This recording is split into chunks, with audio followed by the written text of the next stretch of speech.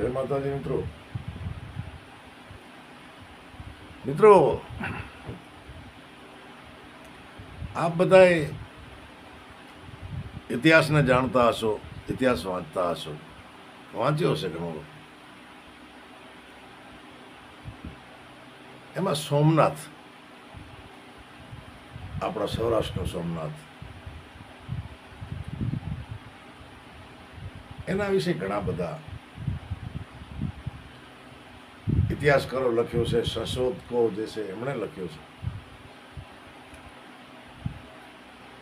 આમ તો એ ભગવાન ચંદ્રનું મંદિર, ચંદ્રે સ્થાપના કરી. ચંદ્ર શીતળ છે, સૌરાષ્ટ્ર સોમનાથ. સોમનાથને 8-8, 10-10, 12-12 વખત લૂંટવામાં આવ્યો. ઘણી બધી સમૃદ્ધિ હતી. એ સમૃદ્ધિ અફઘાની લઈ ગયા.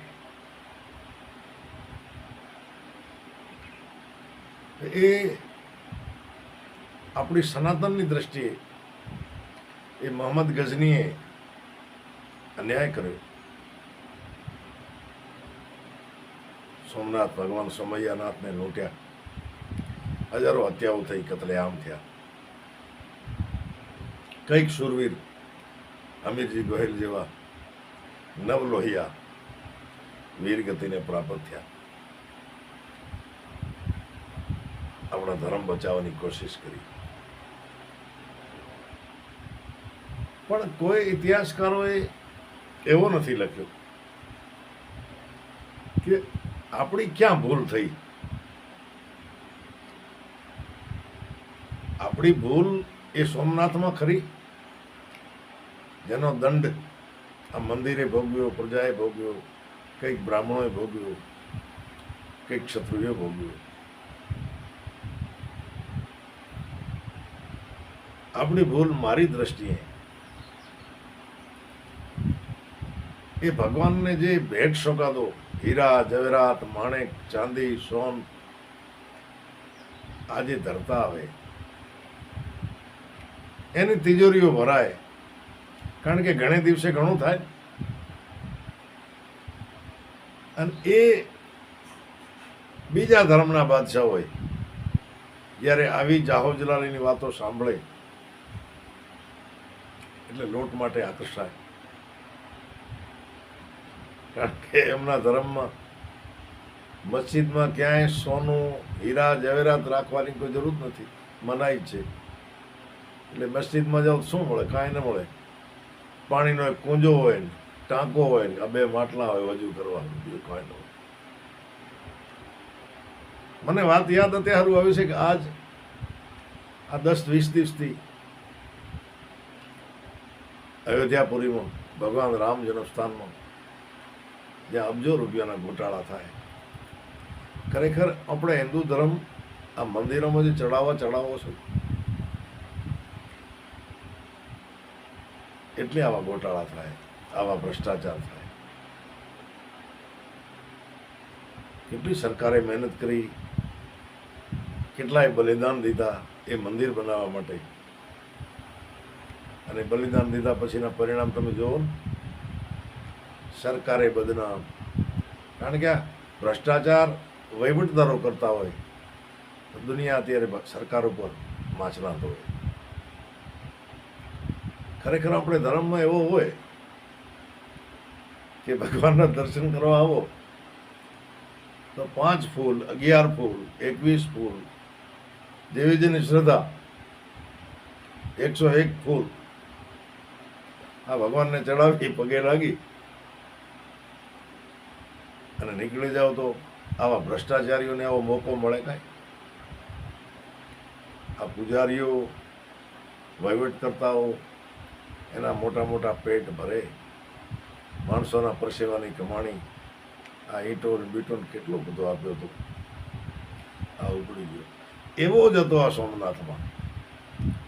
સોમનાથમાં બાવાઓ દેવદાસીઓ માંગતા અને ભોળી પ્રજા કરોડોના ઢગલા કરતા. એટલે આ સોમૈયો ભગવાન 12 વખત લૂંટાણા અને કંઈ કેટલાય નવયોયા વીરગતિને પ્રાપ્ત થયા. જે અત્યારે અયોધ્યામાં ચાલે છે, ધન દોલતને જે ઢેર લાગ્યા, એમાં કરોડોના જે ભ્રષ્ટાચાર થયા છે, આવા નવા ભ્રષ્ટાચાર અહીંયા પણ થયા હશે. કારણ કે દોલત જ્યારે ભેગી થાય, ગોળો અહીંયા માખીઓ આવે ને ભાઈ, એટલે મોહમ્મદ ગઝની ઠેઠ અહીંયા સુધી લાંબો થયો અને લોટીને હાલ્યો ગયો. ભાઈ, હું તો અપીલ કરું છું દરેકને કે ભગવાનના મંદિરે જાઓ તો એકાદ સિક્કો કે 11 રૂપિયા એ એટલા ભગવાનને ચડાવવામાં આપો, બાકી થોડા ફૂલ આપો. અને પૂજારીઓને કહેવાય કે તમે સ્વર્ગના અધિકારી થાઓ ને ભાઈ, તમે ખાલી ફ્રીમાં પૂજા કરો. તમે ભગવાનનો, કારણ કે ભગવાન મળશે, તમને સ્વર્ગમાં સ્થાન આપશે, તો શું કામ માણસો પાસે રૂપિયા લ્યો છો? તમે એટલા ભગવાનની નજીક છો તો તમારો ભગવાન કૃપા કરશે. મિત્રો, આ આપણો ધર્મ છે ને, હું એક સનાતની, મને કહેતા શરમ આવે, પણ રૂગો લાવ લાવ લાવ લાવ આ ખમકરે ના લે ભાઈ. આ તો અત્યારે પાવરફુલ દેશ છે. નકા કેટલાય અયોધ્યામાં હવે ગજનીઓ આવી લૂંટી જશે. આ ધંધા મેલી દો, ભગવાનને થોડું ઘણું ચડાવો, બાકી દર્શન કરી અને પાછા આવો. કોઈ ગરીબ ભૂખે મરતો હોય એને આપો, કોઈને દીકરીને લગ્ન અટક્યા હોય એને આપો, કોઈ હોશિયાર વિદ્યાર્થી ભણવામાં જવાનો હોય અને ઘરે પરિસ્થિતિ નબળી હોય એને આપો, ગાયોને આપો. મંદિરોમાં આપવાની ક્યાં જરૂર છે ભાઈ? હું તો એક નાનો માણસ છું, પણ મને આજે બેઠે બેઠે વિચાર આવ્યો કે આજ કોઈ વાત કરવાનો કોઈ એવો ટોપિક છે નહીં, પણ સોશિયલ મીડિયાની અંદર આ અયોધ્યા ખૂબ જંગલ છે.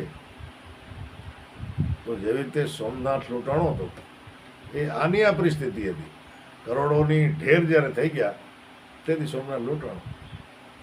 પણ અત્યારે દેશ મજબૂત છે એટલે લૂંટારા તો પોતે નથી એકતા, પણ અંદરથી જ આપણાવાળા જ લૂંટારા. અત્યારે ગજનીઓ લૂંટારા નથી, કોઈ દાસ અને કોઈ લાલ અને કોઈ સિંગ અને આવા બધા લૂંટારા થયા ભાઈ. ગજની તો લૂંટીને ગયો, પાર આવ્યો. એટલે મહેરબાની કરી અને આવા ચડાવવા બંધ કરો તો આવા લૂંટારા ભાગી જાય પોતાની રીતે. તો આજની થોડીક વાત, આ વાત કોઈ એવી બધી મોટી નથી, પણ મને એમ થયું થોડીક હાલો ને એને રેકોર્ડ કરો, જરા સાંભળજો, વિચારજો, કમેન્ટ કરજો.